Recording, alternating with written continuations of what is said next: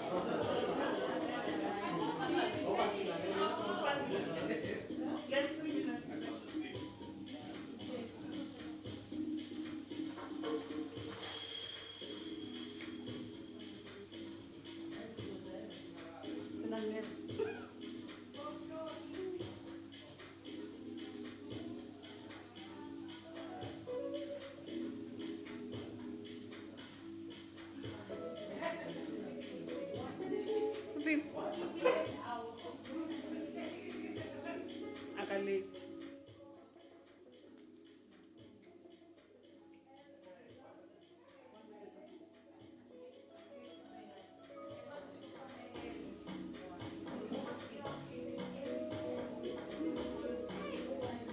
Guys, sorting out to my land at some point. So the 1 minute.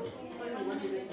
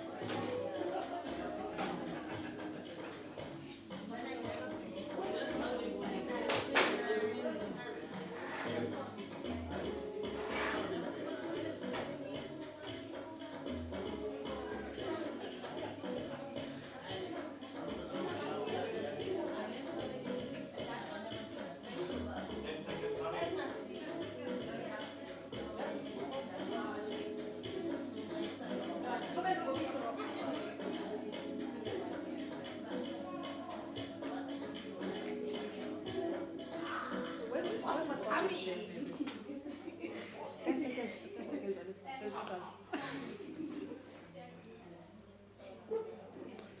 Molweni. Molweni, and welcome to the 2022 Rights and Remedies graduation and closing ceremony. Okay, I've been told to move to the mic. You can tell, just the last time we did this in person was before COVID. So, yeah, in-person things are a bit awkward for now. Again, so Molweni. My name is Nozuko Poni. I am the Communications and Digital Officer at CER and your host for the next hour or two, depending on when ESCOM turns the lights off. We are on a very tight schedule. We're starting late. We would like to apologize for everyone who's been waiting, and we'd just like to ask for your patience as we speed through this very exciting program today. So my job is very easy. It's just to introduce, the people who will be coming up and the piece of media that we'll be playing. But today is really just a celebration of the amazing people who are in the room. Those who are joining online are unable to see them, but in this room there are 14 participants of the R&R 2022 class who have been going through grueling, I would say grueling, most of you will agree, I'm seeing people nodding, just lectures, training, just, conversations that are tough. For the last 3 weeks, they come from different communities united by one thing, the challenges, the environmental challenges they're facing in their communities. So today we're here to celebrate that they finally reached the end of this course, but also excited for the next chapter, what they're gonna do next. You'll see throughout the program that there's more to the room than just activists and people who fight, which is very important. There's also a band of sisterhood and brotherhood. There's a network of vibrant people here who love and care for nature and the environment so much that they brave all the things that come against them. But today we're here to celebrate. I'm not taking from our time today. I would like to call upon Madume Kapa, who is the head of the Activist Support and Training Program at CER. He's going to just welcome everyone and say a keynote address. Thank you.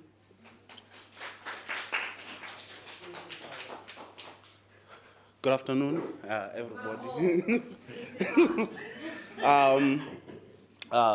Thank you, everyone, for being here. I think I speak for everyone when I say that it has been like quite a bonding experience to have spent this 3 weeks together here.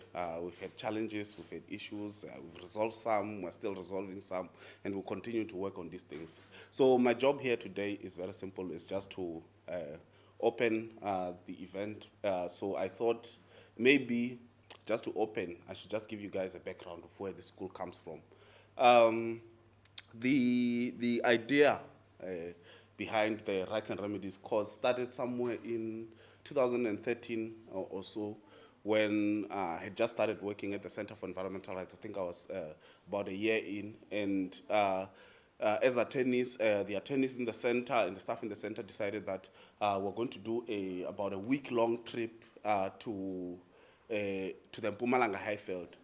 And the reason for that trip was because a lot of our work was based in some of the challenges that are happening there. So what we wanted to do with that trip was we wanted to go there and see this impact for ourselves, experience this impact for ourselves, so that when we go back to write in court papers about these things, to write in advocacy papers, to write to Parliament about these things, we know what we're talking about. But that wasn't the only component of that trip. Another component of that trip was we wanted to go and speak to our community partners that we work with, because one thing that we had realized over those years was that there wasn't that strong enough a connection between the center and people who are doing this work on the ground. So we went and engaged with people, and another component of that was we went there to provide training. We did our very first training. I remember it was at high school there in Mpumalanga. And the training focused on, we trained on the Constitution, we trained on some remedies, we trained on PIA. But what came out from that training was that people who attended that training said, this is a lot of information, you cannot teach us these things in one day. The following year, we decided, okay, you know what, we're going to try to do this better. And then now we're improving it. We did a series of two-day training workshops in 3 different communities. We went to Skukune in Beggersfort, we went to Rivali in Gauteng, and we went to Nkomati in the Lowveld in Mpumalanga. We went there, we did training for 2 days. So the first day, it was intense training on the Constitution, intense training on PIA, intense training on NEMA. Following day, we were training on mining issues, we were training on SLPs, we were training on all these things. But even at the end of that training, people came back and said, no, it's not enough. You can't expect us to learn all this information and be lawyers in just 2 days. We needed something that would be that will allow people to have enough time to sit and absorb the information and practice some of the remedies. And once they've fully learned these remedies, then they can go out in the world and apply the remedies. So in 2015, we attended, it was myself at the time and my colleague Sylvia, we attended the Groundwork Environmental Justice School. The Groundwork Environmental Justice School is a school similar to this one. At the time, it was also a 3-week-long course, and at that school, you learn about the fundamentals of environmental justice activism, you learn about advocacy, you learn about campaigning and strategies and so on. And at the end of that course, they asked us, they said, can you please think about a project that you want to go and do that can give back to the environmental justice movement? And that was then when we thought, you know what, all this time we have been struggling to provide training to people because we don't have enough time. What if we try to take all this training and then collapse it into a much longer program, and then so that we're able to train people, people are able to practice these things, and then they're able to go home, teach other people, and apply these remedies. And that is where the concept of the Rights and Remedies School was born. We drafted the concept note, and in the concept note, we had 3 objectives. The first objective was, 1, to train activists who are living in industries affected by mines and other polluting industries, so that we have people on the ground who know how to send in a PIA request, who know how to send in a Section 2812 letter, who know how to do these things, so that the capacity of the lawyers can be free to take matters to court and so on and so forth. So that was the first objective. The second objective was to create what we called at the time focal points. So focal points for environmental rights information in these affected communities, so that everyone knows that Obulelwa attended the Rights and Remedies course. So anyone in the community who is not sure about environmental rights or environmental remedies, or they're experiencing some environmental challenges, they can go to Obulelwa and say, oh, this is the challenge that we're facing, and Obulelwa can say, these are some of the materials we got at R&R, they taught us that you can do this, they taught us that you can do this. And that's the idea of creating these focal points. The third objective or third goal that we wrote down was that we wanted to create a network of empowered, of informed, of knowledgeable activists who have all the information, who are not only supporting each other, but they're also supporting our work. We did the first edition of the school. We had the first edition of the school in 2017. And since then, with the assistance from our generous donors, the Untitled Charitable Trust, which has been with us for this past 6 years. We have been able to host, this is the 6th edition of the school. We have trained about 100 environmental justice activists who are located in different parts of the country, in some of the most impacted communities, and they're out there also themselves training others, assisting people with these remedies. And so before I leave, the one thing that I just want to ask everyone in the room, participants and everyone alike, staff, Comrade Sinegugu, is that when we also leave spaces like this, we must also leave here to go and teach back. I thank you.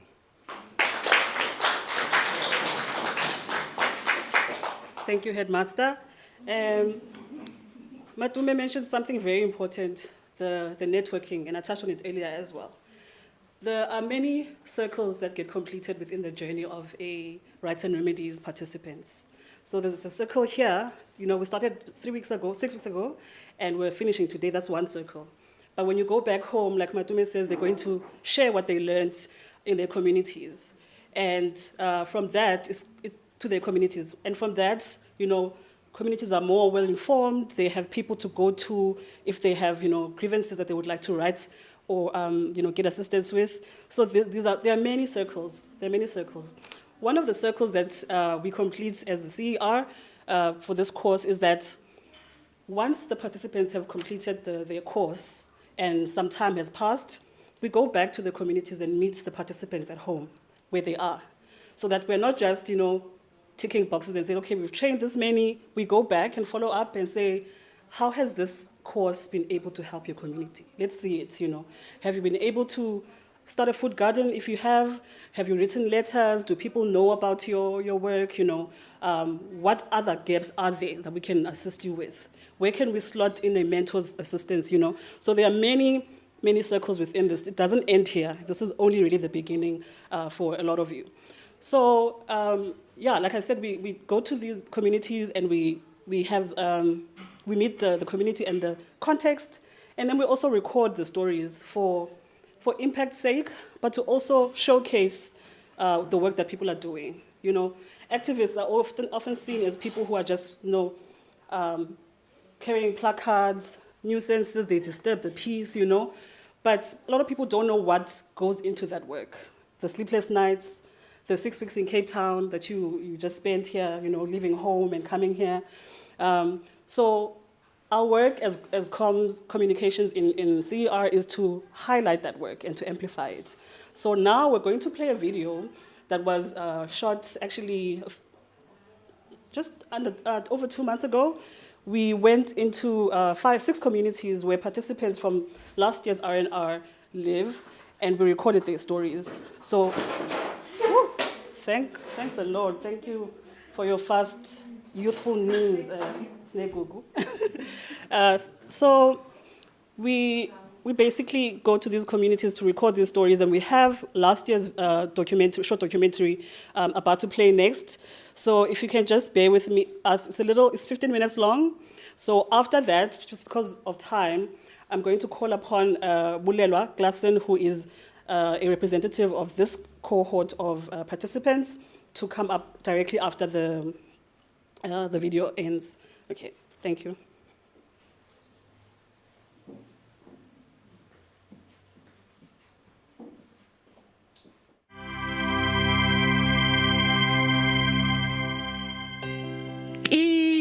CER, Center for Environmental Rights, has done umsebenzi omkhulu kumina njengentombazane esebenza nabantu basemaphandleni. I-knowledge noma imfundiso abangifundise yona ibe ngaphezulu kwaloko ebengicabanga noma engangik-expectile. Ngoba njengamanje sesiyakwazi ukuthi silwe nalezi mayini, silwe nalezi imboni eziphuquza umoya ezingcolisayo umoya sisebenzisa umthetho sesiyakwazi ukuthi sicele nama-document esiwadingayo ngesikhathi esisidinga ngayo sisebenzisa ulwazi esilifunde laphaya kwa-Rights and Remedies okuyikhozi ebuya kwa-CER. So sometimes i-challenge uyayibona but you don't know ukuthi yini what first step should you do usithathe kuze ukuthi le challenge leyo isolveke. So le cause incede kakhulu ukuthi kwamanje sengiyazi ukuthi yini kufanele ngiyenze ngokomthetho. Right now I know with Remy, if we are facing with issues maybe a mining or man-made issues that are affecting our environment, I know which law that I can use to try and solve that issues. The CER Rights and Remedies into CER realize more around or reka stop avian regali chivela avian so cause like if you don't know them and our knowledge udano idea marosa. So now CER, because of CER, I'm now an effective and efficient activist.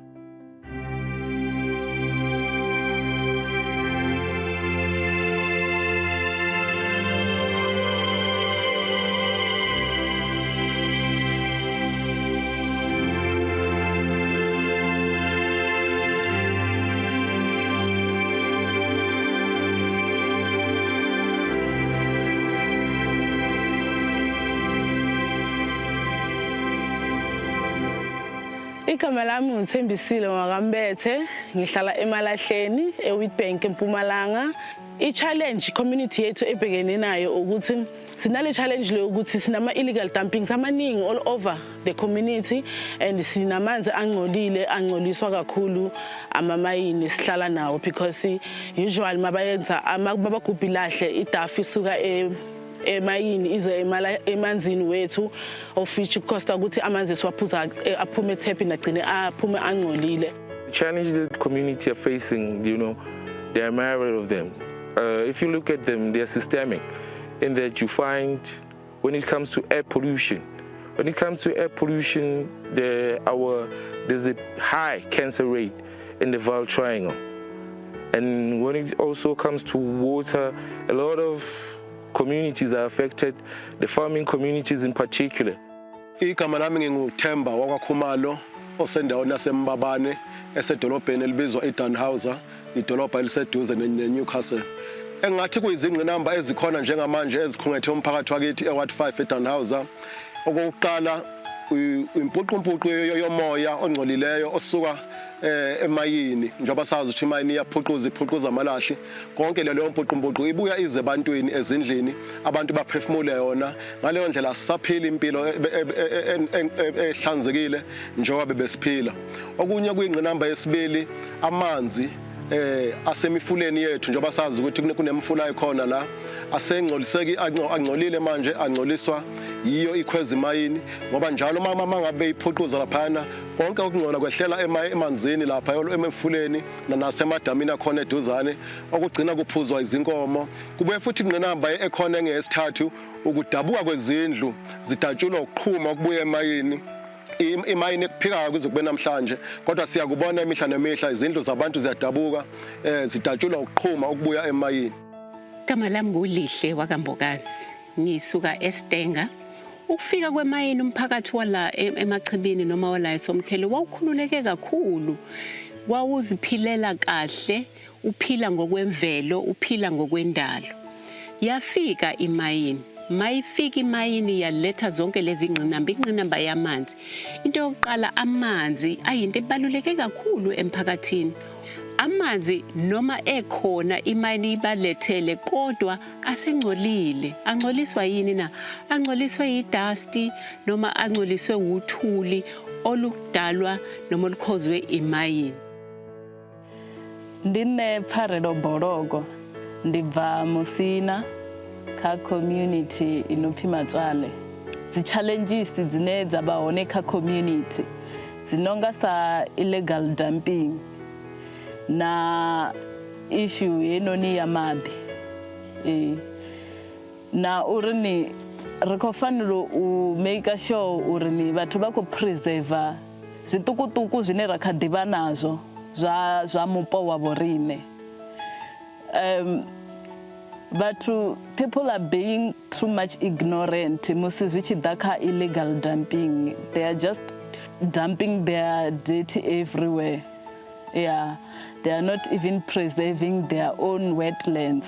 And if we don't do that, our children won't be able to see those things when they grow up.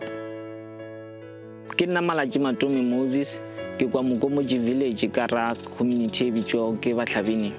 The challenges je re di face our mo community ni ke tlhoko ya metsi, the shortage of water, le pollution, le the mining je le tlogetšo kgale. Those mines je ba di tlogetšo kgale, batho ba di turn into a dumping area whereby ba dumpa dilo tša bona mo.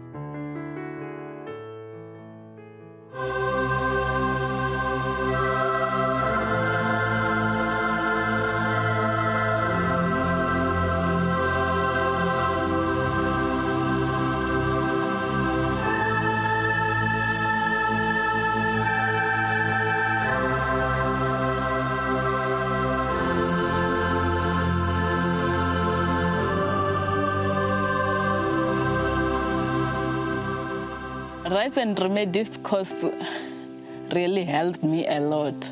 There was a lot of things that I was unaware of, like the duty of care and remediation of environment. I did not even know that there was such a thing.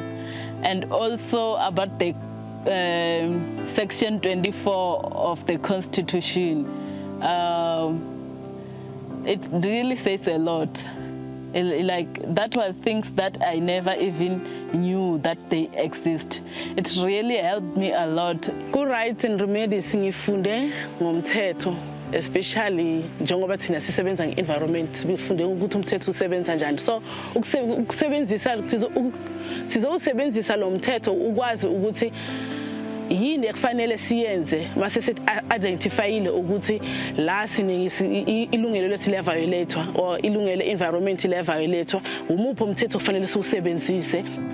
Kuningi ke ngikufundile lapho okungasizanga mina kuphela kodwa kusiza inhlangano yethu esisebenza nayo, kuphinde kusize umphakathi wonke jikelele, ngoba njengamanje sesiyakwazi ukuthi silwe nalezi mayini, silwe nalezi mboni eziphuquza umoya, ezingcolisayo umoya, sisebenzisa umthetho. Sesiyakwazi ukuthi sicele nama-document esiwadingayo ngesikhathi esisidinga ngayo, sisebenzisa ulwazi esilifunde laphaya kwa-Rights and Remedies okuyikhozi ebuya kwa-CER.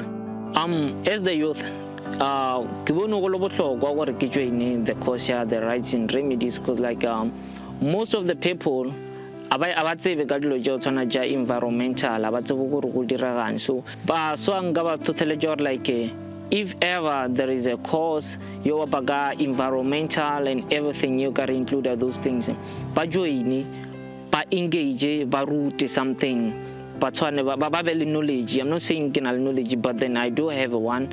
Le bona ba khone go rutega, ba be le knowledge, ba tsebe gore o diragalang ka radio tše. So really attend as youth. If you really attend the jeliso, we are more powerful as youth. Then I've been an activist for the rest of my life, but kukhona this part of the constitution that engakaze ngizinikeze isikhathi ukuthi ngifunde and ngazi ukuthi what does it mean. I-climate change, siningi izinto that I've learned from CER nge-climate change, of which kwathi-ke mina njengomuntu osebenza nomphakathi osefundi kuthi ngeke ukuthi ngibuye ngizofundisa. When it comes to the Rights and Remedies course, I learned a lot about our constitution in South Africa. I learned to appreciate it, and I also started to be interested in our environmental legal framework in South Africa.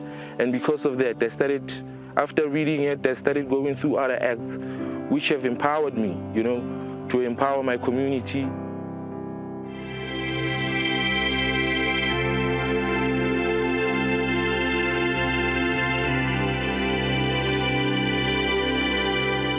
Ngicabanga ukuthi abantu besimame ba-affecteka more ngenkinga ye-climate change esibhekanayo because i-climate change isimo sokuguquguquka kwezulu esenza ukuthi ama-impact wazo ngasho ukuthi like kuba isomiso so makomile angeke sibantu besimama angeke sikhona ukuthi silime izingadi zethu sitshale izinto esisebenzisayo daily basis and mase kunjalo sekufanele ukuthi sirely kuma-market kuma-supermarket ukuthenga izinto esisebenzisayo ekwenza ukuthi singakhoni ukuzithenga ngoba especially thina abafazi usually si-unemployed vele esikhathini esiningi and sima-single parent. The challenges dzine vafumakadzi vatangana nadzo nga nṱhani ya climate change ndi nnzhisa. Musi ri tshi khou dzi amba ri nga fhelelwa nga tshifhinga. Vhafumakadzi a vha ṋewi opportunity nnzhi zwi tshi ḓa kha mafhungo onga a mishumo. U wana mavu ane vha nga kona u ita uri vha kone u ḓithusa khamusi kho lima vha kone u ḓiitela zwiḽiwa u kona u sustaina miḓi yavo. Njengamuntu wesifazane nayi-ke le sikhuluma nge-climate change or environmental justice.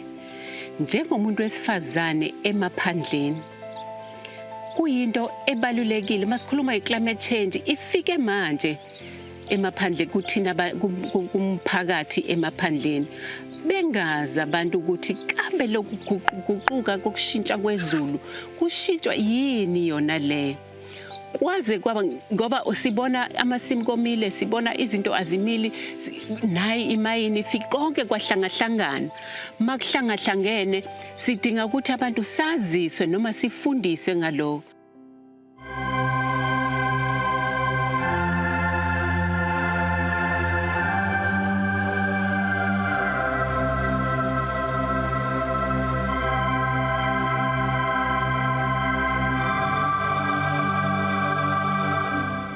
Ge dilo di ka fetogana bjale godimo ga seemo se re godimo ga sona go tshwana le tlhophega ya metsi a change ra kgona wa khumana le di-pollution just le sa ba gona le climate change ya ba shapo, then the community taba safe because like everyone got the right to live in an environment which is not harmful for the well-being.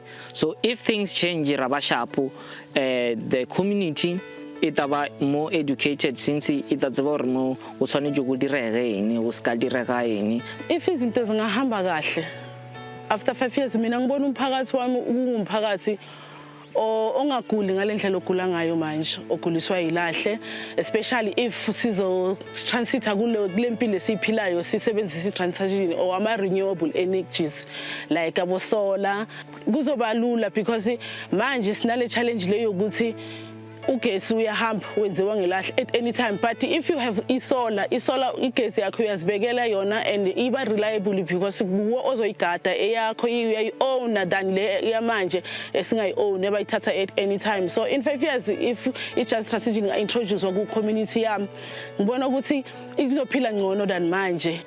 Arali yoba usinayo ezi zwithu za illegal dumping usina vhuthada ha maḓi ndi vhona ungari ra ḓo vha ri kule badi ngori ni vhathu ra ḓo vha ri khou kona u ḓiproducela zwiḽiwa zwa vhorine kha shango ḽa vhorine mavuni a vhorine zwine ra ḓo vha ri sa khou ṱangana na problemo yenoni yori ni ri khou fanela u ya ri renge dzi veggie na zwiṅwe zwithu ngo to ḓura ngo rali nga nḓila ine zwa zwino zwithu zwa khou ḓura ngayo.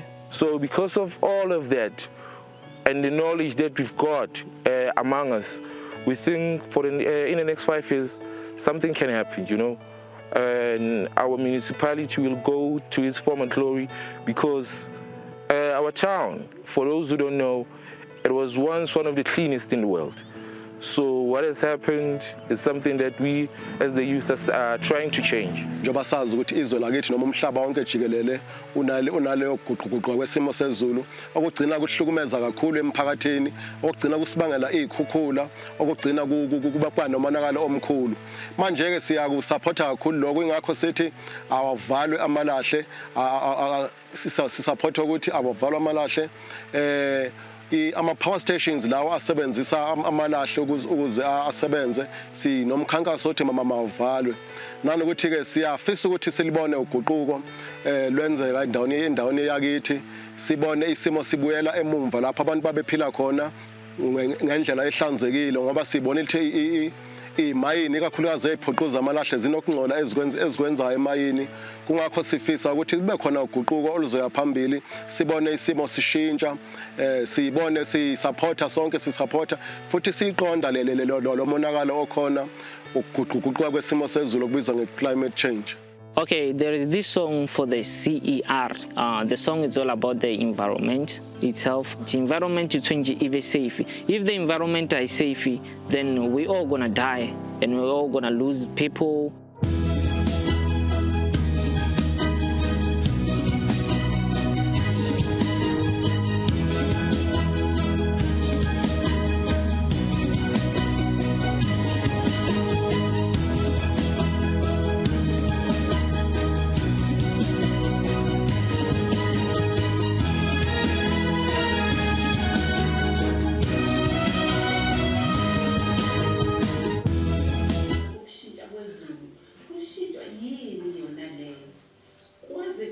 Ngoba sibona amasinkomile sibona izinto azimile naye imayini konke kwahlangahlangana makuhlangahlangene sidinga ukuthi abantu saziswe noma sifundiswe ngalokho.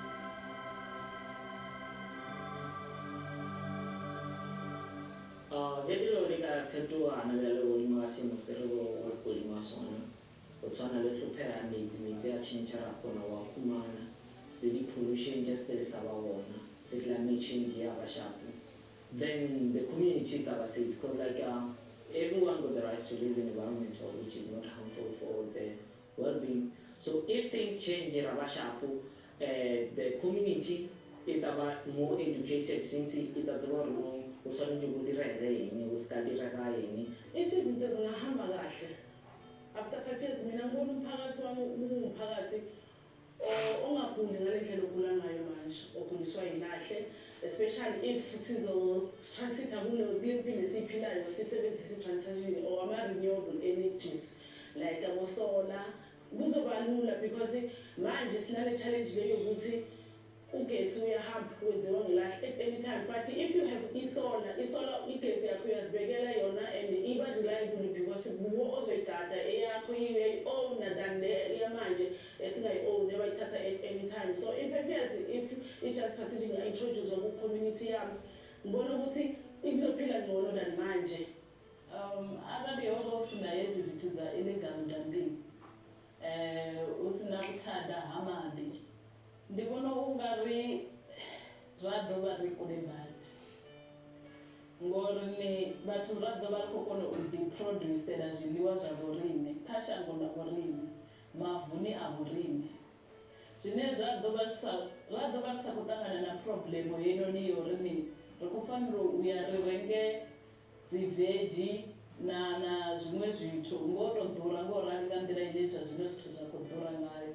So because of all of that and the knowledge that we've got among us, we think for in the next 5 years something can happen, you know.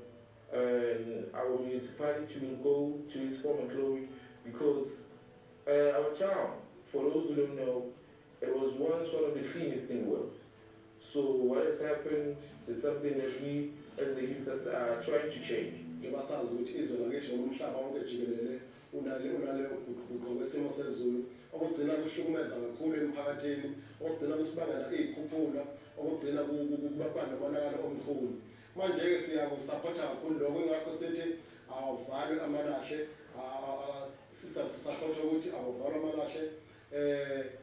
Ama-power stations lawo asebenzisa amalahle ukuze asebenze sinomkhankaso othi mawuvalwe nanokuthi-ke siyafisa ukuthi silibone uguquko lwenzeka endaweni yakithi, sibone isimo sibuyela emumva lapho abantu babephila khona ngendlela ehlanzekile ngoba sibone ukuthi imayini ikakhulukazi ey'phuquza amalahle zinokungcola ezikwenzayo emayini kungakho sifisa ukuthi kube khona uguquko oluzoya phambili sibone isimo sishintsha sibone sisupporta sonke sisupporta futhi siqonda lo monakalo okhona ukuguquka kwesimo sezulu okubizwa nge-climate change. Okay, there is this song for the CER. The song is all about the environment itself. The environment is safe. If the environment is safe, then we're all gonna die and we're all gonna lose people.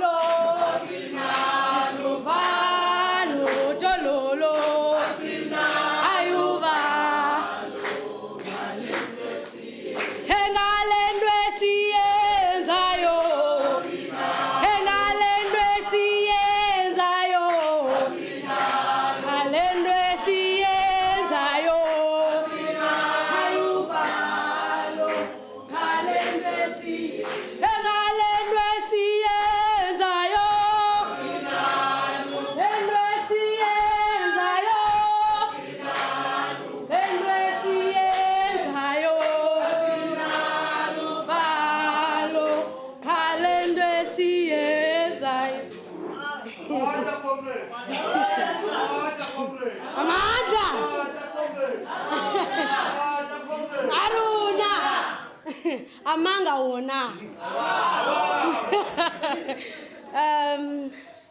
Good evening, everyone.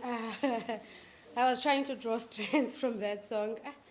It's quite a scary thing when scores of people are looking at you and you're like, So, firstly, as the group, I always say this, I am not a leader. I'm part of a collective that's channeling a movement that is transparent and inclusive. So, as the group, we are grateful for the course. If I could select you one by one, it could take all day. We are grateful to all of you, the staff at CER, the group that was leading this program, the group that is led by Principal Marongwa, and you guys made this 3 weeks bearable here. It's not easy, Uksuga, where you are coming from and trying to adapt and adjust to a whole brand new environment. But you guys made that possible for us. We can safely say that not only were you bombarding us with work, but you were also bombarding us with relevant questions of how is our stay and how is everything. So we are very thankful for you guys doing that for us. Also, I must say, 3 weeks is not enough for this course. I'm saying this because there are a lot of things to learn in a very short space of time. You'd find that some of us want to go deeper to these things because you'd learn that this is a constitution. Part of the constitution that is like this and this, you have to use it like this. Now, you'd want to get into the constitution deeper and deeper because you have gotten this instance. I go back home here and the group knowing that I gained power of advocacy. I gained structural power, I gained political power, and I also, I also gained legal power. So with whatever power we had, now we are multiplying it by 2. Seeing that the course is growing, we have thought, how about we are trying to instill this to the leaders' brains? Yes. How about the people that we see were an integral part of the group, even the past R&R participants, having those people and having some sort of an exchange program, a peer exchange program with countries that are outside of South Africa, just to share the knowledge, just to gain a broader experience of everything. That's what we was thinking. Now, someone in the participant said to me, and forcefully, I'll strangle you if you don't read what I wrote for you. We, as the class of 2022, hold the power to define phenomena and make it act as in desired manner. We bear the responsibility to be the thought leaders and change agents as we strive for environmentally and just society. In those words, I say, Alutho continua. Amandla!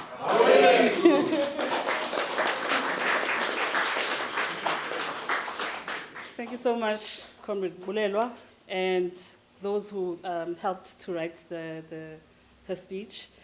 Yeah, it's very heartwarming. Guys, I'm a hard person, you must forgive me. Now, I can't do hardcore things, and because the work that you do is hard work. It dinga oba ube right and perfume, you know what I mean? So the bravery and what you were able to bring, you bringing yourselves fully into this room is very important. And I'm so glad to see some of you have partnered up, have friended up, have, held each other's hand. Even having someone co-write a speech that, is going to be done by one person means that, we trust you, but take nansenye comrade. That's very important too. So without taking too much time, we did say in the program there's a break, but because we load shedding, so as funny waste pleasure. So I would, if I don't mind, if you can just maybe give enough time to our keynote speaker, just because he has a lot, rich information that he wants to share with us. I'm going to read his bio because it's that rich. And so,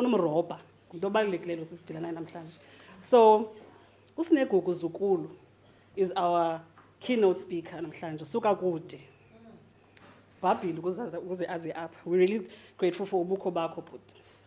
USnegugu describes himself as a champion of rural development, having worked all of his life to promote development that directly benefits rural people. He works in community development in the Wild Coast, focusing on ecotourism, development, agriculture, and youth empowerment.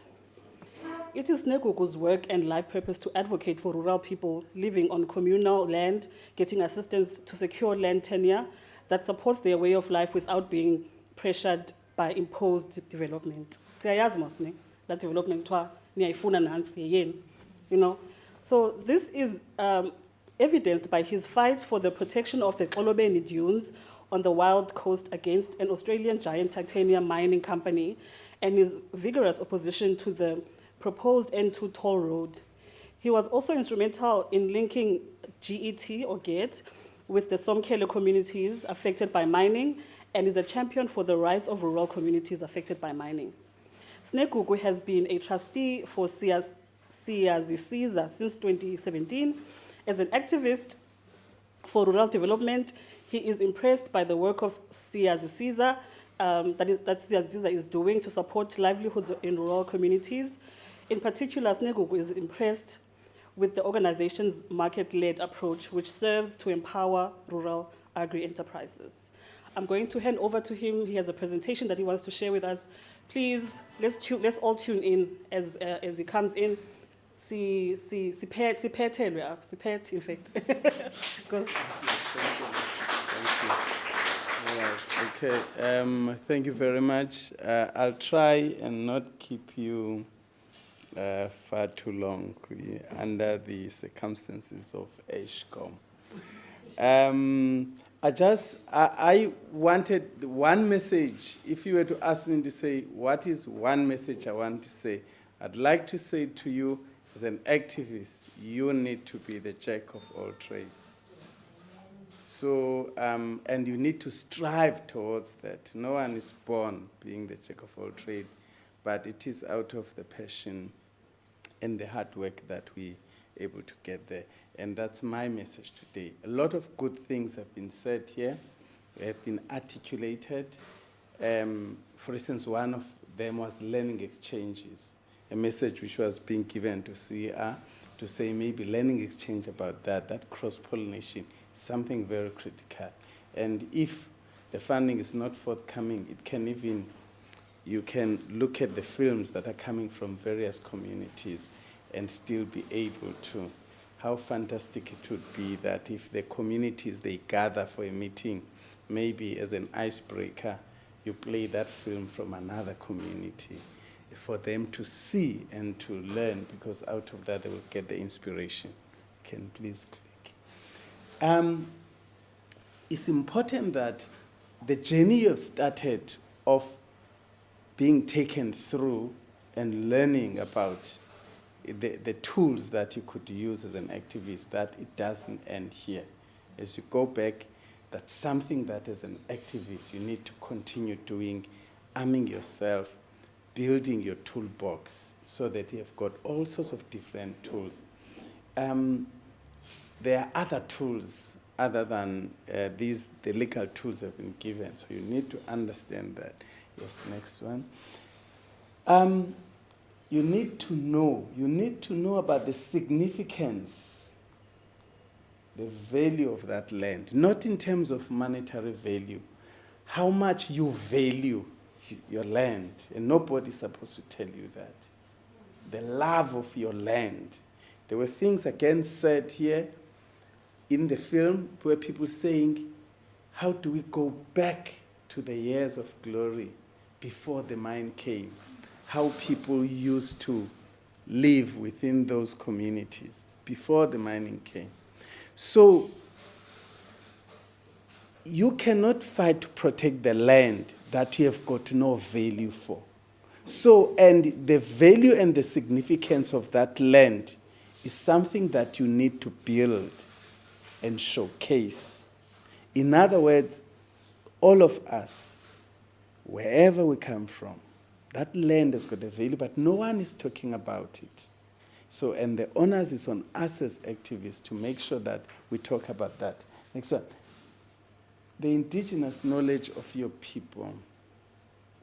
The challenge we have is that the young people, like all of you, you are very young, they fail to go back.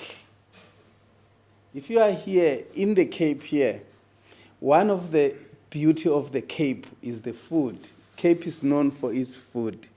The Cape Malay, in terms of how those dishes, how they cook the fish, and all that knowledge came with them when they got into Cape Town. That's the indigenous knowledge. That's something that when you look at the value of the Cape Flats, you cannot forget that. So you need to know about what indigenous knowledge, what knowledge is there that makes your land very special.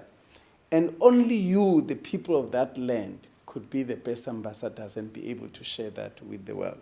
When you know that, you are able to say, this mine is actually taking so much away from us. The other thing, the history of your people, because out of the history, you are able to pick up the struggles of your people that you could use as kind of a springboard. So you must be able to justify what you are doing, because in your community, you have got people who say you are anti-development, that you don't want them to have jobs.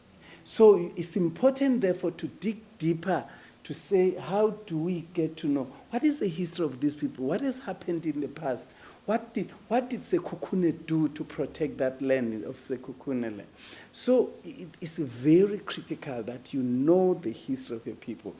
And all of these things, they are going to mean that you need to do your research. And this is indigenous, and it's an old knowledge, again, that young people like you often are ignorant of. The next one is the customary law. It is not enough to know, it's important for you to know the customary law. What's the local law say about what's happening? And then the national law, which is what you were looking at, the legislation, then your constitutional law. But then there's international law, which I think all of that you did within the legal. You looked at your FPIC and all that, the international principles, there are declarations for indigenous people by the United Nations. All of those tools are the tools that within. So, but things start with, when we were doing the briefing the lawyers about Shell, where I come from, our customary law, you are not allowed to be given a site unless all the neighbors agree. And our question was saying, they are giving Shell a site in our ocean, but they haven't consulted us. But so that's against our customary law.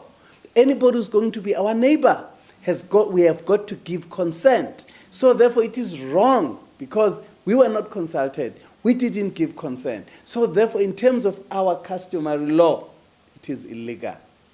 And the customary law is recognized by the Constitution.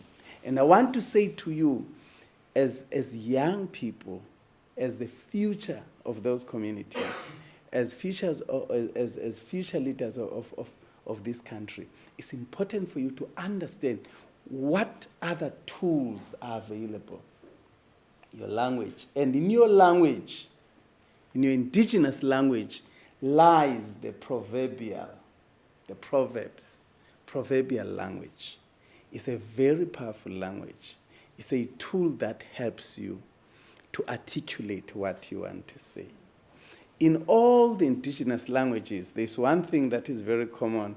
There are proverbs that are very common amongst the indigenous people, like Imbila Solumsila Ngiyalezela.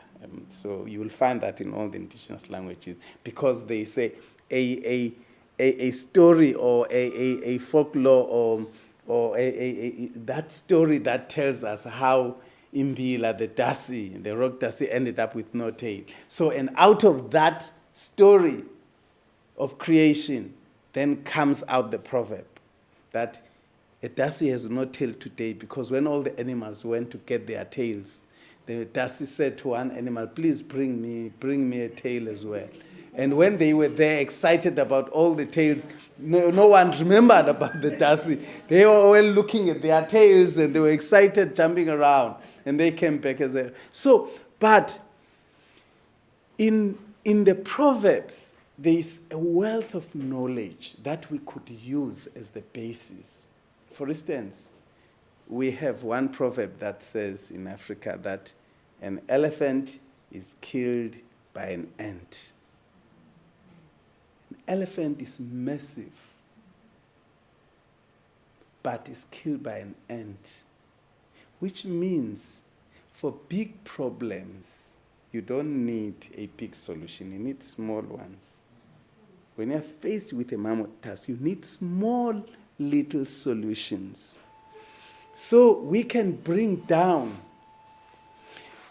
for instance, for climate change, for us to turn things around for climate change, we need small solutions happening everywhere. If we all fight, Alistair McIntosh, who wrote the book Soil, which is about the struggle up in UK, he says, dig where you stand. If you dig where you stand, that's when we also say, think globally but act locally. Dig where you stand, and we shall meet in the middle of the earth. If you dig where you're standing. So this is about small solutions, acting where you stand. If we act, if you are fighting the coal mine Emalahleni in Mpumalanga, you are fighting go Dandi, you are fighting it Wasomkele. So you are fighting it there and you are putting pressure there. And if we are all, these are small ants everywhere. And we are, in the meantime, we are killing an elephant. But small solutions. So I'm saying in these proverbial languages, we are going to find a lot of, if we know how to use it. In Setswana, they have a proverb that says, if the lions are not united in their hunt, they won't be able to kill even a limping buffalo. I'm not going to say it in Tswana, but it's a Tswana proverb. If lions are not united in their hunt, they will not be able to kill even a limping buffalo. So out of Proverbs we can. So in other words, I'm trying to say to you the ancient wisdom that our forefathers left us with is one of the tools. All of these things, you will know them if you are doing your research. So it can't end now because you attended this course and then you stop. You need to know. Often I travel from my community in Amadibag all the way to the Corey Library in Makanda, Grahamstown, because I know the archives there, the collections, I'll be able to find what I want. And I spend time in the archival library there to find the information. And when I go back and then I tell stories, people will say, aha, where do you know this from? Where do you get all this information from? I do my research. So do your homework, and your homework means knowing about your home. Research and research and research. Next one, please. Yeah. So history of the people, you'll find it from the elders. In the struggle, do not isolate elderly people. Make sure, even in the committees as activists, bring the elders, because the elders, they will tell you, the elders are very strong and very dedicated. They don't change. They don't get bought easily, most of those. So when the mining companies have money, it's the young people who tend to be a problem, because they are always, we say, Bahlala bekhongozile, they're always like this. They become a problem. But those elders, make sure you keep the elders here, because the elders, they are very insightful. And they will tell you about these things. Even knowing about what food were the people eating. I heard something here in the film saying, how do we go back to those days before the mine? How do we go back to that life experience, how well people used to live? So elders, they've got lots of, the problem is that we do not have time to listen to them because we have cell phones. We're smiling to cell phones. Because we have television sets, we're watching TV, and we've got that series that we can't miss. As a result, the elderly people have got no one to talk to. It's not that they don't have, they've got lots of information, but they are not being given the platform. They are not being afforded the time and opportunity. And in the struggle, it's important to get the elders to inspire us. You will be surprised, even if you visit them at home. If you give them time and you listen to them, you'll be surprised the tons of knowledge. They will tell you who were the heroes, who were the people who stood up, who fought for that land for many years before you were born. Next one. The history of farming and nutrition. That land used to feed people. There were crops that used to be grown that are not grown anymore. The struggle of agroecology, of organic farming, the way that your people used to farm is a very important, when you are fighting the extractive industry, the mining companies, to talk about that, because it's a very powerful message in that. So, yes, next one. Okay, in leadership, if today you were to be run over by a bus, what will happen to the struggle in your community? Do you have you mentored other leaders? Do you have many leaders, or you are just the person? If you are run over, that's the end of it. So how we mentor and we plan the succession and we develop the other young leaders is something very critical for the struggle. Things must not come to a standstill because you are not there. See, people can't even call a meeting when you are not there. So you are the person. That's very dangerous to the struggle. So that's why the message was very clear here from Principal Magong, that you go back and train others. So because if you don't train others, you are going to be the only one who knows. So the knowledge has got to be shared amongst the people. Diversity in leadership is about the age, it's about the gender. Diversify. There must be elders, there must be younger ones, there must be male, there must be female. Diversity in leadership. Knowledge of laws of the land. Now you have been taught the laws, the legislation, but there are laws of that land. Here, we build capacity in Amadiba, that's Kwanyana Estuary. And we formed this circle because I was showing them one plant. There's one plant, and the circle shows you the extent of one plant. In Limpopo, you have your baobab trees. In Bonoland, we also have subterranean plants. And we only see the leaves, but the actual plant is underground. And I was showing them the extent of one plant. That is one plant which is showing them the evidence of that plant. So building their capacity of the stewardship for the young people to understand what's the value of that land, what is in that land, what is special about that land, what is special about the biodiversity of that land. So knowing and understanding your land very well in terms of what's the significance. Because if you don't know that, you are not going to be able to have a very clear message. So when the filmmakers come, you must be able to tell them what's so special about that particular land. Delegate roles. You can't afford to be the only leader. You have got to have many leaders. Even if you are sick, you are not there, the things must continue. So diversify the leadership, delegate roles, make sure people are confident to do things. And if you have given them to be, given one young person to be the program director, don't keep coming and take the microphone and now try to explain what so-and-so was saying. Let that young person run the show. Is his or her show. That's her day. Yes, the person will make mistakes, but yes, it is her platform, so it's her day, so let it run her way. So build the capacity. Yes, the next one. Okay, community visioning. One of the things that are important, if the community is standing for nothing, they have no chosen standpoint, they will fall for anything. They will fall for mining when it comes. They will fall for anything. It's important that you have got a common vision as a community. What do you stand for? In Amadiba, the people there at Tolobeni, they've chosen that agriculture and ecotourism are the investments of choice.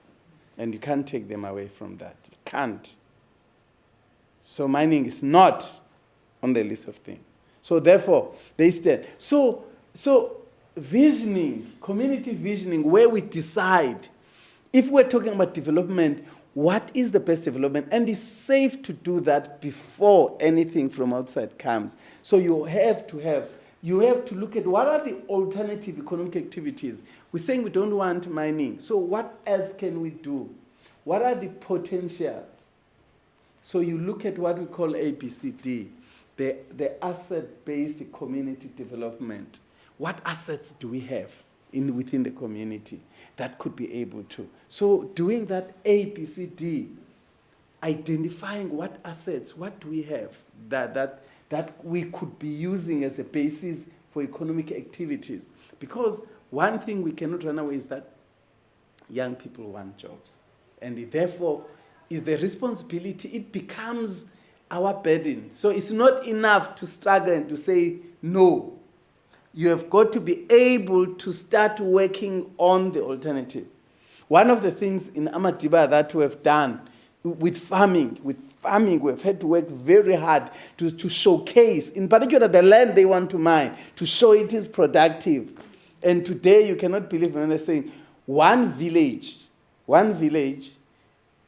a baki that lives with sweet potato from Amadiba, one baki at Durban, at Berea Market in Durban, makes about 105,000, one bakkie, one load.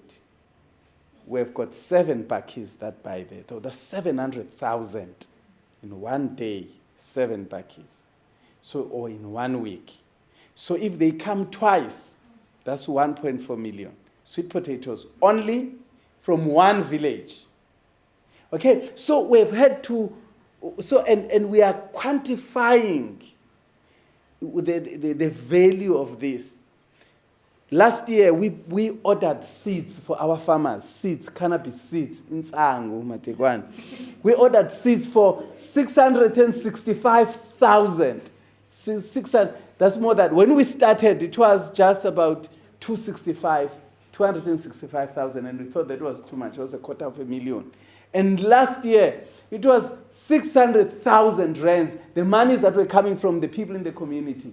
They want seeds, and we order seeds. You can imagine when they start growing that cannabis. We know cannabis is illegal. We have never stopped in Bonole, like many other communities. but we don't give a damn about that. What we are, because the demand is out there and people need money, and we are saying there are no jobs in the city. We know there is unemployment. So therefore, what's wrong with helping the young people to be able to grow cannabis? Because they grow it with crawl manure and then be able to make money. We don't care where they sell, okay? Because selling is illegal. So we don't, where do they sell? That's none of our business. All we do, we help them to acquire the seeds that they want, okay? And because we want people to thrive. So when we do that, as illegal as it is, but they value the land. They can say no to mining. So you hear what I'm saying, is that knowing what's possible, looking at the alternatives. I'm talking about alternative economies.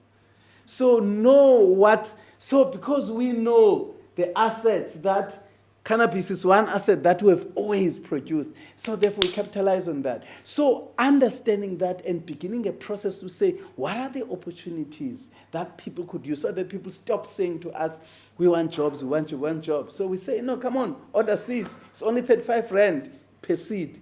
So order as many seeds as you want, okay? And then if you can't sell, fine, we will help facilitate the market for you. So let's make sure the people stand for something so that they don't fall for anything that comes around.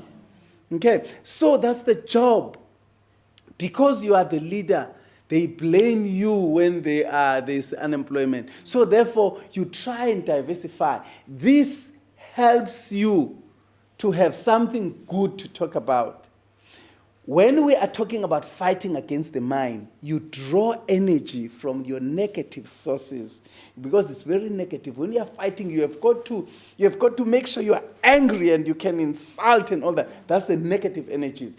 But when you are dealing with this stuff, it gives you to do something positive, something that is going to inspire you, inspire the other people. It makes people smile. It makes people happy, because you are drawing on the positive energies. And that helps you to also to be healthy. Because if you are always stressing, it's not good for your health. It's not good for anybody. It's not good for your family. So therefore, there is another. So there is a reactive and then there is a proactive side of activism. Next one, please. Okay, so this is the last one. So we take them here, that's me there. We were taking this Yabonga from Tendu, and you can see that's the Kombe estuary, that's the ocean right there. And once again, we were talking about the things. We want young people to understand our land, to see the value in our land. So we take them and we walk and we show them the things that they do not understand. So that at the end of it all, so the other things that were mentioned here that I just would like to, making your own media statements, doing press releases in that, something very critical. Learning exchange is very critical. So you need to be able to stand up stand up for that, but diversify. Thank you very much, Mr. President.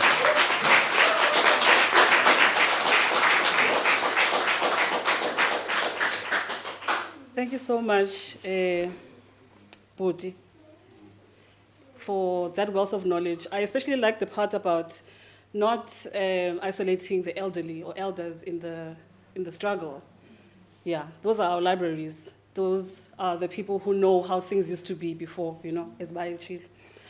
Because of time, I'm going to say, guys, because of time. You know how church leaders always say, we're wrapping up because of time.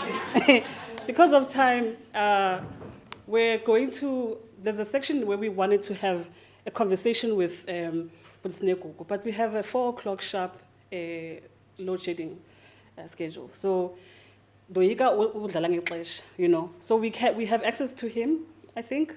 So he can hang around just to answer questions. I'm sure you want to take pictures and all of that. But because we still have a few things to do, we're going to just leave that for later. So I think I see that our esteemed guest has just walked in. I'm going to give you a moment to catch your breath. But in the meantime, can we please play the music video? So just for background, I am very proud of this particular part in the program, I won't lie. So part of that, the tour we took in July, we went to Moses. You saw Moses. Moses is a young person who last year, in the closing ceremony, he decided to bless us with a rap item. Guys, we have done everything. We have protested, we have written letters, we have done live videos, we've interviewed people. Few people have thought of writing songs about the environment and how important it is to them. A rap song at that. So Moses, we thought to not only leave that for last year, but to continue and amplify that. And so we helped him create a music video with Chris Lowe, who couldn't be here but wanted to be here so badly. He is the director of the music video. So you'll see that it's a short music video, but very powerful lyrics. Listen to it, please.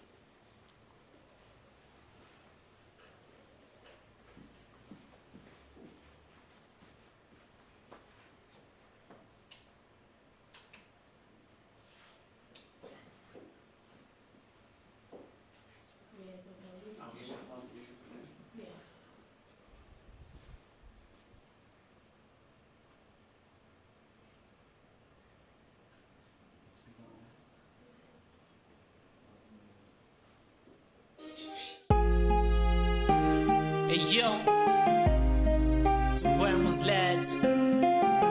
Shout out to CER and the whole team. Yo, our rights and our freedoms, what we fought for the future generations with the idols. We ain't roaming backwards, forward we go. ATVs, let's fight, this is our call. Our rights and our freedoms, what we fought for the future generations with the idols. Yo, we got the land to fight for, got the rights to fight for the future generations. Let's be their idols so that they can fight on their own, just like a baby python. Big shout out to CER for the cause of the Rights and Remedies. We're learning head their memories. Let's protect our environment and stand together like comrades. Through good and dark days, we got a lot to achieve. We got the right to live in environmental which is not harmful for our well-being. Let's work on climate change, people stop pollution. SA activists stand up and fix the nation. Gender-based equity, environmental justice, the human rights, let's work on them. This our land, if not so, then our rights will be condemned. Together, yes we can start things, let's prevent and defend them as a family or as friends. Yeah, as a family or as a friends. Yeah, our rights and our freedoms, what we fight for the future generations with the idols. We ain't roaming backwards, forward we go. ATVs, let's fight, this is our call. Our rights and our freedoms, what we fight for the future generations with the idols. Our rights and our freedoms, what we fight for the future generations with the idols. We ain't roaming backwards, forward we go. ATVs, let's fight, this is our call. Our rights and our freedoms, what we fight for the future generations with the idols. Hey yo.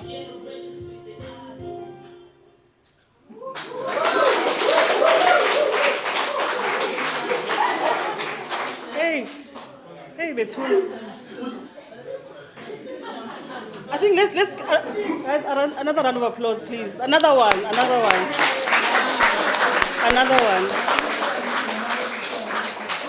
I really hope that Moses was able to connect on YouTube and see that. Because, young people are always an item. When we have these conferences and meetings, we're like, oh, the youth voice. When we do have them that are interested, we should amplify them and help them, get the messages out there.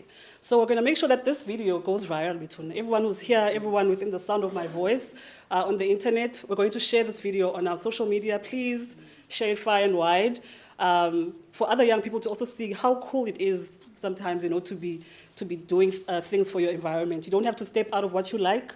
Use what you like to actually pass on the message. Okay.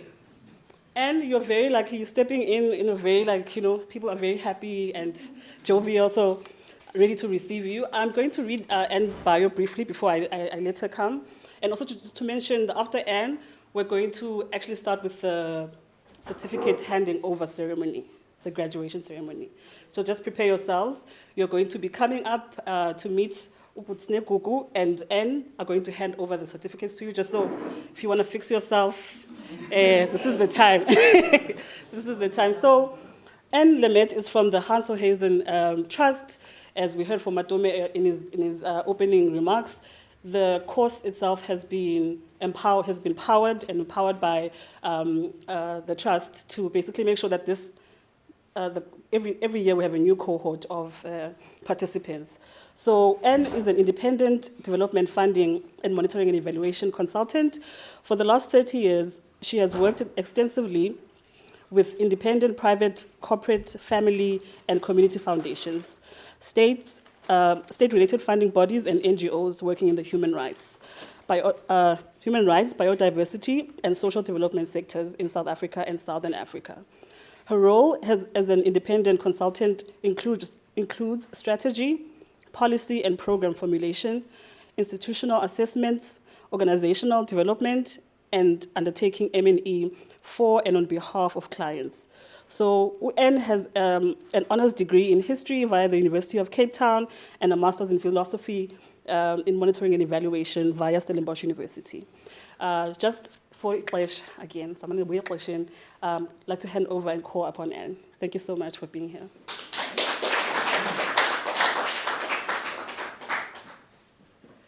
Well, good afternoon, everybody. As you heard is this a microphone? Yes. Okay. As you heard, my name's Anne, and I represent the Hans Hohazen Charitable Trust. I must first apologize for being so late. Matome only confirmed 2 days ago, and I had a prior engagement. But also coming in from town this way on a Friday afternoon was unexpectedly heavy. And from where I live on that side of Cape Town, and I seldom come this way, which we call behind the Boerewoes curtain. It was more tricky for me to find. But thank you, and I'm very happy to be here amongst all of you today. I just want to say a few words about Hans Hohazen, who I never met. I believe he died in about 2006, 2007. His family was from German origin, and they came here just after the First World War. Oh, I'm so sorry. Shows my age. I don't understand this technology. His family came here just after, in the early 1900s, around about the First World War, and they benefited a lot from the First World War construction industry boom. So his father built a lot of UCT and parts of the Union buildings and so on. So he inherited all that wealth. He didn't have any children, and he was a passionate conservationist. So he donated, while he was alive, a lot of his money to places like WWF and bought large parts of Kruger National Park, the land there, and donated it so that it could be protected for conservation. So when he died, he left his money into the care of Nedbank Private Wealth, a couple of R100 million. And I must say, he's done a good job by providing money so that the trust can actually continue to support wonderful programs like the Rights and Remedies course. We're very proud of each and every one of you. We've read some of your bios, and we really look forward to hearing more about your progress. So congratulations for staying the course. We understand deeply and know the difficulties you face at the coalface, and we salute you for taking up those fights. And to the Center for Environmental Rights, we're very, very proud of our long-standing association with you. We appreciate your accountability and the way in which you've deepened and broadened the focus of this particular program. So we look forward to working with you on it going forward. So congratulations to each and every one of you and to the Center for Environmental Rights. And thank you for asking us to be here. I must say, I need to apologize. My colleague, Greg Short, who actually works at Nedbank Private Wealth, he's really very sorry that he couldn't be here. You would love to have come. He couldn't fit it in at short notice. But next time, we hope he'll be here. Thank you.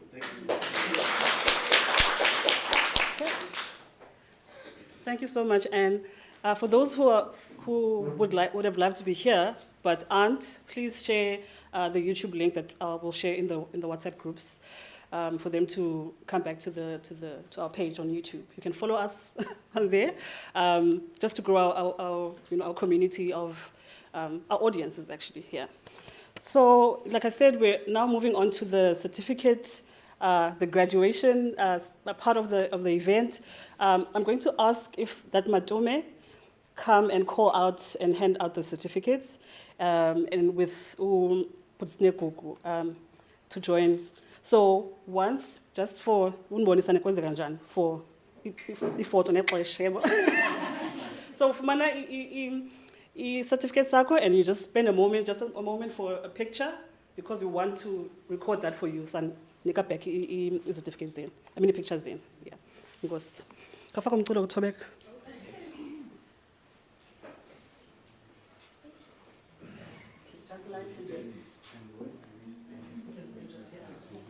So what's the process? I call the name, I give them, and then they come here. They come and take a picture. Yeah. And take a picture. Okay. Yeah. And would you like to join us just for the picture for each person? Yeah. This is a big surprise, Matome, in his defense, it's a surprise to him as well. I just Yes. You're innocent. We can just call the first person to come. Okay. And, yeah, take a picture. Stand back. Should I start, or are you doing with background music? Just background. Okay. Thank you, Noni. We're presenting this certificate of completion to Miriam Kidiboni Mabula for the successful completion of the Rights and Remedies course for activists in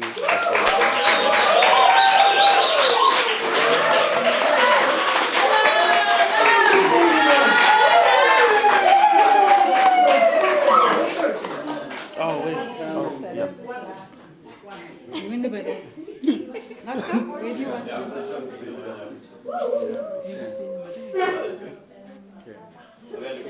Thank you. Well done, well done.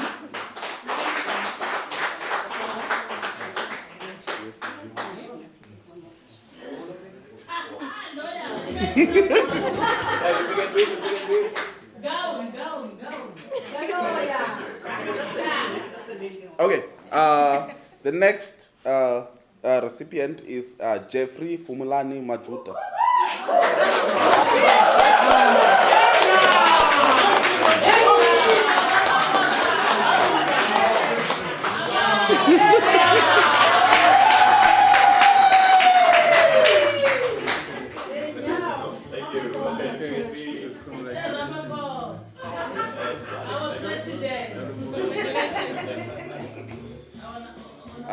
The next certificate is presented to Ibube Silem Nyama Msongo.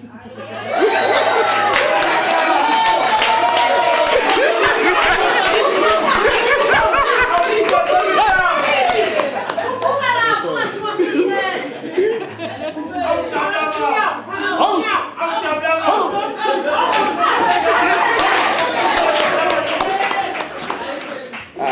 next certificate is presented to Comrade Lydia Peterson.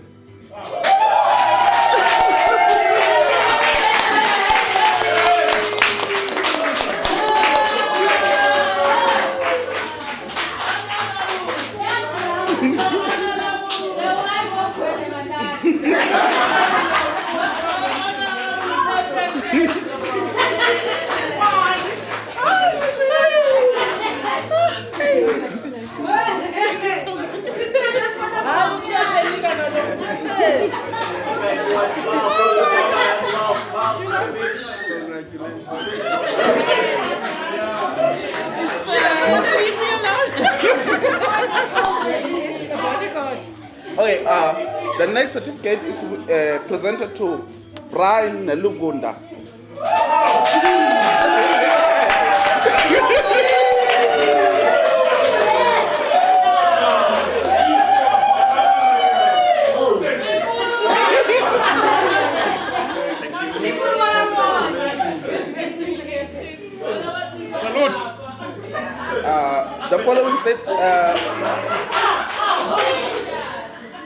The following is presented to Bulelwa Klassen.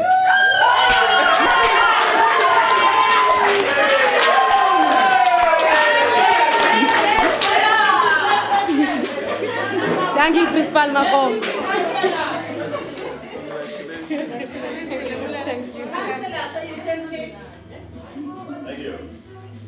Thank you. We present the next certificate of completion to Sifiso Emmanuel Skosana.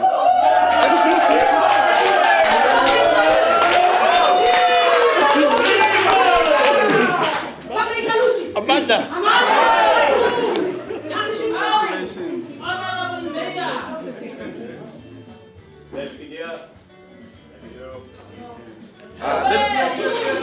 The next certificate is presented to Nomaswazi Chawalala.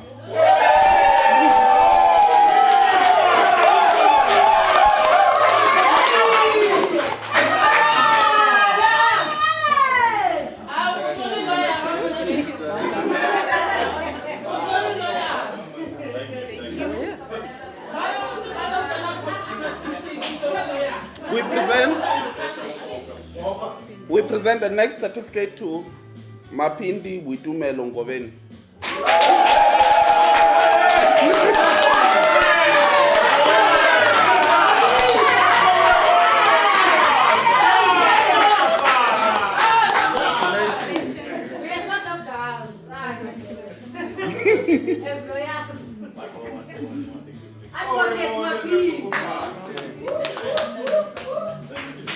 We present the next certificate to Ms. Christina Mdau.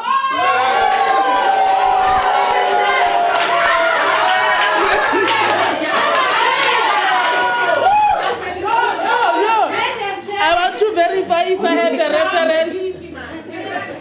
reference to put under each letter. Thank you. Thank you. The next certificate is presented to Comrade Liwani Gundule.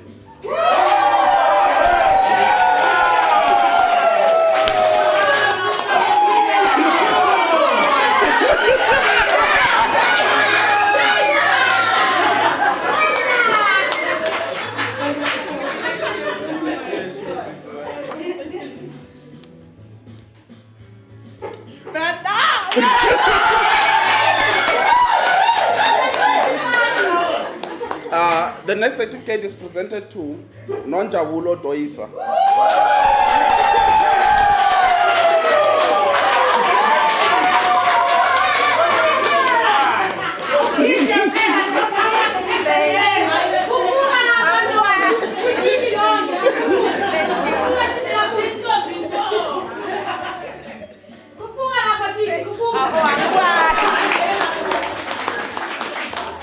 We present the next certificate to Sipamandla Hubert Kwambule.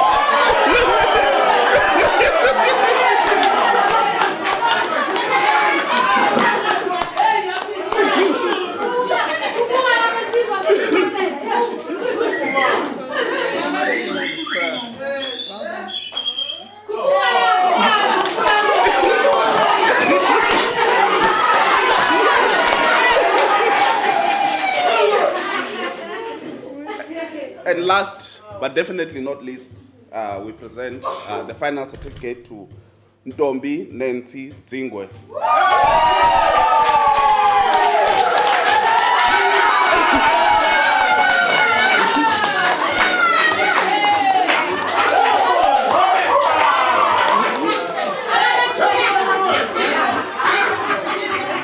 Thank you.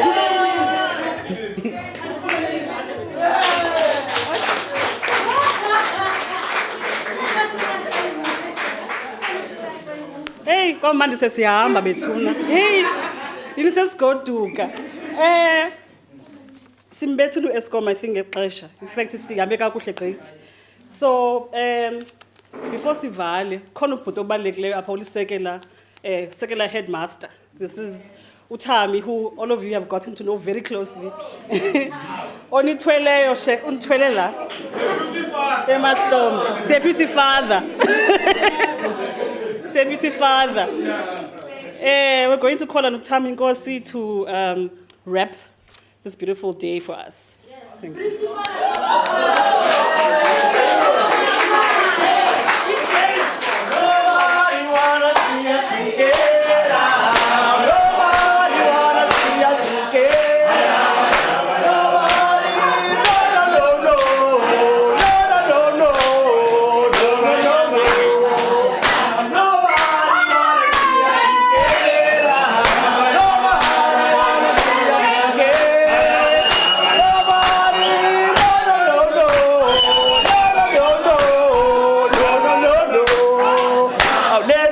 About the story of my life. My father was a freedom fighter. Let me tell you about the story of my life. My mother was a guardian. That's why I'm a freedom fighter.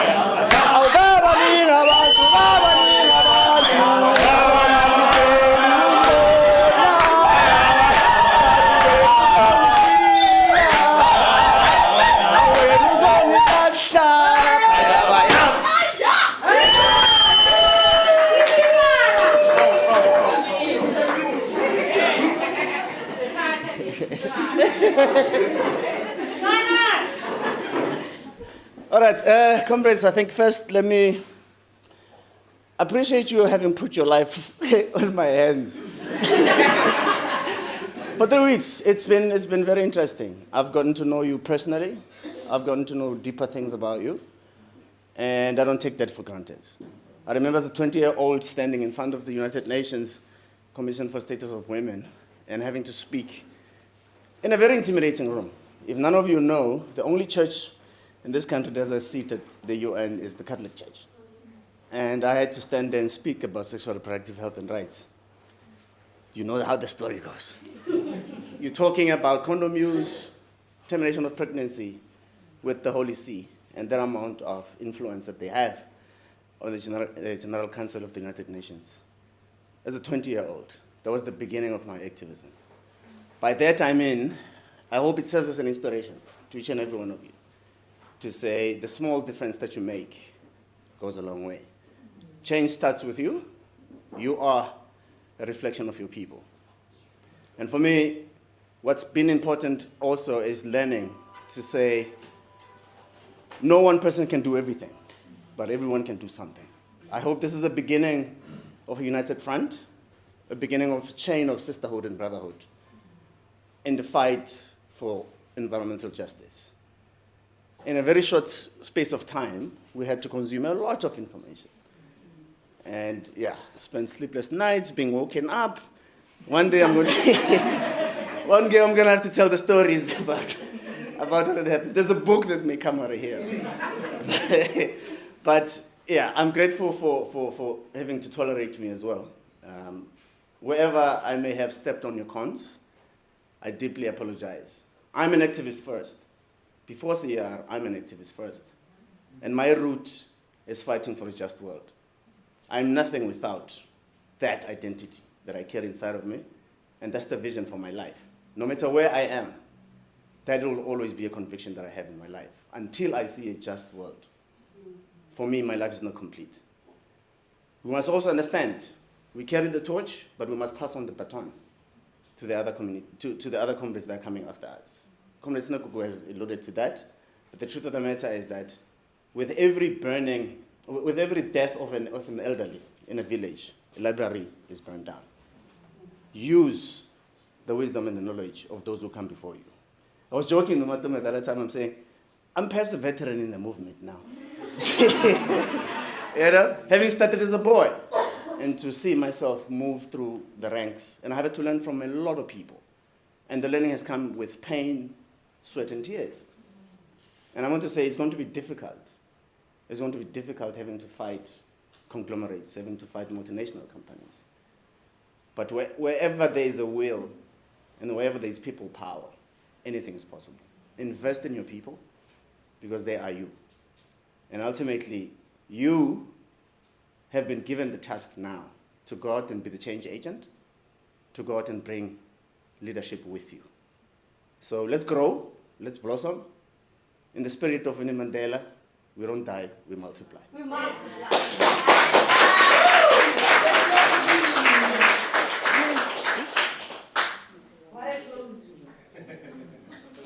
Okay. So my job ends here, but we're not closing just yet. There's one last video that Tobeka has prepared of your journey here from day one until today. What did you think those photos were for? So thank you so much, everyone, for a beautiful ceremony. I think this worked out just the way it was supposed to. Thank you so much for, to the SNT team who do such important work, gathering all of you, in one place, and who do the work of holding the space even past the course itself. They do really amazing work at CER, and we just want to give them a round of applause, actually. Yeah. Thank you so much, everyone. Enjoy the rest of your day, but watch the photo slide.